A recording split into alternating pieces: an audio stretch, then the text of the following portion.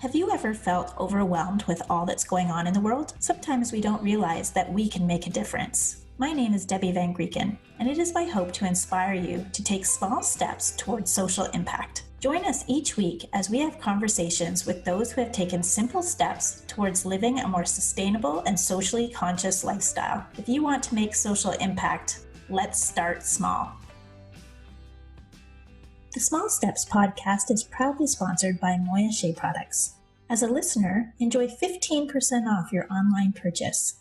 Use code SMALLSTEPS15 at checkout. At Moya, we believe in people helping people. Supporting the local and global communities that help our organization succeed is very important to us. We apply a fair trade framework when purchasing raw materials, supporting farmers and families. Thinking global and acting local, Moya works with organizations to better the lives of children through education and fair trade. Are you looking for the best moisturizer for beautiful, healthy, glowing skin? Our Shea products are superb moisturizers and have exceptional healing properties for those suffering from skin issues. Check out these products and our wellness line at moyasheabutter.com. Welcome back to the Start Small podcast. I'm your host, Debbie Van Grieken, and I'm pleased today to be joined by Rafik Riad, the founder of Buy Good, Feel Good. After 10 years in the field of international development, working on policy design and project implementation, including projects with the UK Department of International Development and the Canadian International Development Agency, Rafik had developed an insider's view of sustainable development and the fight against poverty. Rafik's appreciation for social enterprise as a business model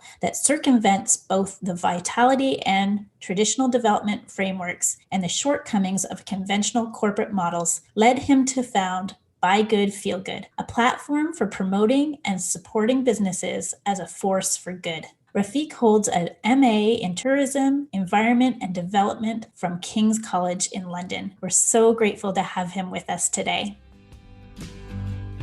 Hi, Raf. It's great to have you with us. Hi. Thank you so much for having me. And you are actually in Los Angeles right now. I am, yes. And I see you've got some sun shining. I would be very jealous, but finally today the sun has come out. So.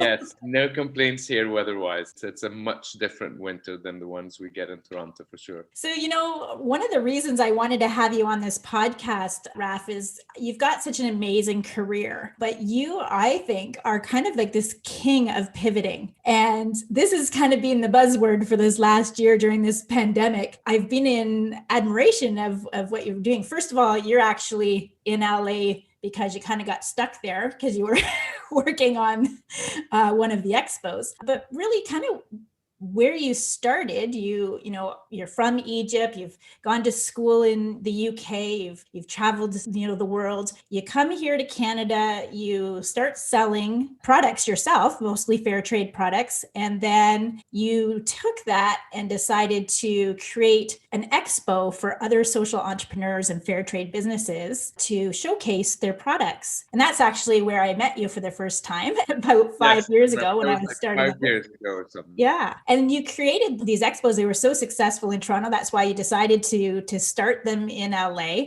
And of course, then the pandemic hits and you take all that experience and knowledge, and instead of giving up, you put it all online. So explain to us the Buy Good, Feel Good platform and what it does. Thank you for this amazing introduction. I think looking back, we've definitely pivoted a few times. You're absolutely right. When I first moved from Egypt to Canada, I came from Egypt with a background in international development. So I was working predominantly with international donors. And the common thread here is I've always had a passion for poverty reduction and social justice issues. So one way I was doing that for the longest time when I was working in Egypt was through work and projects that were led by international donors and international organizations. When I moved to Canada, I started a small company called SALT, and I was working with a few cooperatives mostly in Egypt, but throughout the 2 years, we were working maybe with 15 different cooperatives, women-led cooperatives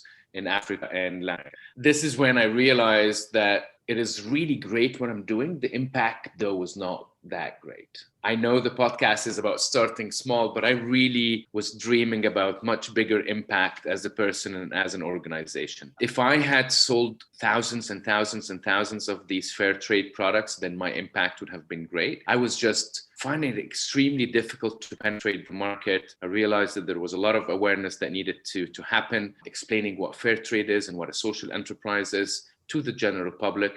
And there was also a gap that I saw where I could not go and sell my products to a pre-vetted clientele. I could not go and be around other brands that I felt this is the right place for me as a brand to be. So this is when I started Buy Good, Feel Good as a trade show. And I think this is where we met maybe 5 years ago in Toronto. Yeah. It was going great. There was a lot of learning and I met amazing social entrepreneurs and businesses. And I was fascinated. And I think every day I was validated that maybe I was not meant to be a brand selling. There were amazing brands like yourself doing great work that needed this extra exposure and maybe that was my piece to play. Obviously, with the pandemic, we had to move everything online like everyone else. Yes. You talked about giving up, and I want to be authentic here. I thought about it, to be honest. I think we all think about it every single day. Oh my God. It was so hard. First of all, we didn't know what this pandemic was and how long it will last. But I've also been building a brand for the past 7 years. And right in 2019, at the end of 2019, we had plans to moving from one trade show a year. 2020, we had plans for 3, 1 in Toronto and 2 in Southern California. That's why I'm here now. And it was suddenly happening. Suddenly everything started to make sense. And as a brand or as a small business, this is an amazing moment when you feel like, it was not all for nothing. I see it now. So I thought about giving up and I thought about, you know what? Let me stop. Let's see where this thing is going. But I had people like you that I worked with for the past 7 years who kept emailing me and said, hey, Rafik, what's going on?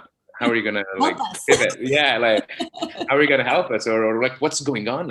This is what we're going through. And because the mission has always been the same, supporting businesses that are doing good in the world and using business as the lead player in the fight against poverty and promoting social justice. We decided, all right, let's go online. And we have launched in August buygoodfeelgood.com, a marketplace that features and promotes social enterprises and their products. So what kind of companies are on there? What kind of products? What can people expect? It's kind of like a one-stop shop for people who are looking for socially just products, right? It is. We're building it to be a marketplace where most of your everyday purchases could be bought from Buy Good, Feel Good. So we have everything from pantry items, chocolate, tea, spices, to home decor items, to apparel, to kids stuff, to toys. We're slowly building it. There were a lot of technology challenges creating this marketplace in a way that makes sense to us and to our partners. So far, since August, we have almost 50 brands on the site, which we're very happy with. And they cover everything, as I said, from apparel to accessories to jewelry. Shea butter. Yeah, exactly. To shea butter, totally. Yes. Why don't we get into a little bit of the challenges? Because it's got to be a lot of people are feeling these challenges as well. When all of a sudden we're having to put entire businesses online and navigate that and be seen and get found. What are some of those challenges that you've had to face and how have you overcome some of them? Or what are you still working on? You said it, be seen and get found. Every day we wake up and say, all right, how can we get more traffic and how can we get more conversions? It's a fun year reflecting on starting a business these days versus starting a business maybe 20 or 30 years ago. We now have YouTube. Start my day YouTubing how to and Googling how to get more traffic, how to do content marketing, how to set up retargeting, how to everything. And then there are videos and tutorials and there's a lot of content out there. So it is really an amazing time for us as entrepreneurs to be starting a business. And if we do not have the financial resources to hire everyone we would like to, because most of us typically don't, I really wish I could hire an expert in every field. We don't have that luxury, but there is a lot of content out there. To answer your question, I think as an online marketplace for us, one challenge was getting the online marketplace to work as a marketplace. So from the customer end, they do their shopping. It's one cart, one checkout. It's a seamless transaction. But then on the back end, all the different vendors get their orders. And if they're running promos, the promos are accounted for and everyone gets the shipping information. And then the customer at the end start receiving their packages. There was a little bit of technology challenges here, making sure that everything works and all the accounting and the numbers and so on are correct and accurate. But then something that is common with any online store is how in this super crowded space, raise your hand and say, hey, look at me. Yeah, I think that's a daily battle for us as well.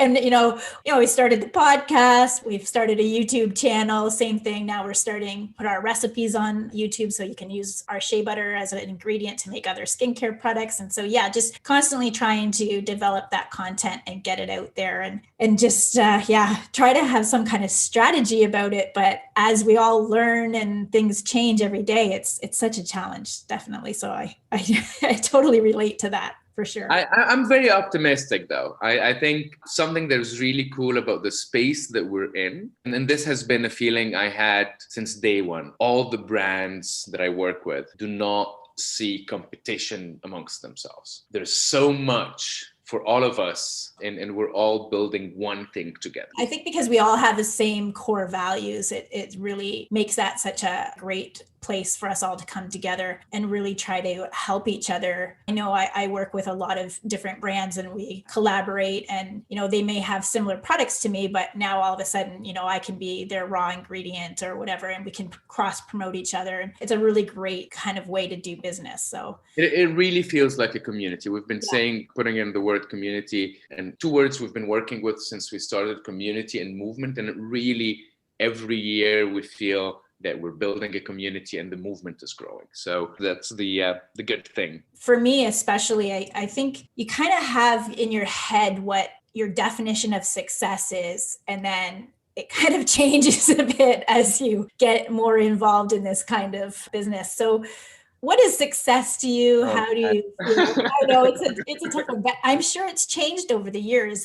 Has it not? It changes every day, I guess. For me, the overall definition of success is, as a business and as a person, to be self-sufficient. Sustainability is the goal. Exactly. So being sustainable business and being able to grow is one way to define success. Another way that I think is the way that's keeping us going is, have I been useful to myself as a business and others? Am I creating value in the world? And I think this is the intangible success that when we allow ourselves the time to reflect on and appreciate it and take it in, this is what pushes us to not give up and continue what we're doing and trying to do better. I would love for all the businesses that I work with and all the brands that I work with to be super successful and to make a lot of money, and by them making a lot of money. And that's the beauty of the model. When they make a lot of money, that means a lot of other people made money. Right. And money is not bad in that sense. It's with the concept of a social enterprise when money is tied to doing good. So the more money is, the more good. Giving value. I think that's so important. It's so great. We both strongly believe that social enterprise as a business model can really succeed. And why do you think social enterprise is more viable business model, say more so, or how is it different to charities and not-for-profit organizations? It's a very tough question. I have firsthand experience working with international not-for-profits or charities, and now I've been involved with social enterprises for the past 10 years or so. I'm not sure more viable. I'm honestly not sure I think it's a preference for me. And then I think, in my opinion, very, very humble opinion, there is a little bit more sustainability in social justice and poverty reduction to be tied to businesses. International charities or not-for-profits and charities, where do they get the money from? They get their money from, as far as I know, from personal donations, and corporate donation and government grants. I think these are more or less the three revenue streams for a charity. In hard economic times, whether it's a recession or a pandemic, these revenue streams are very much affected. Corporate donations go down, personal donations go down, and the sustainability of the organizations themselves is at risk here. There are questions about whether or not they'll be able to continue delivering the programs that they started. And I think, in my opinion, the worst thing is to go to a community or to start working on a project and raising people's expectations and not delivering. And I've seen that happen so many times in my career before, where even without pandemics or recessions, as soon as the international donor or the charity pulls out of a project, the project dies. Places I've visited, I've seen that happen a few times in Mexico, Nicaragua, Uganda, places I've been where things are half done and they've pulled out. Yeah. This is not to take away from these organizations. I think they do have an amazing reach and big role to play in the big picture. More than anyone else, local charities and not-for-profits do have a much better understanding of people's needs. But I always say no one knows what someone wants better than them. Right.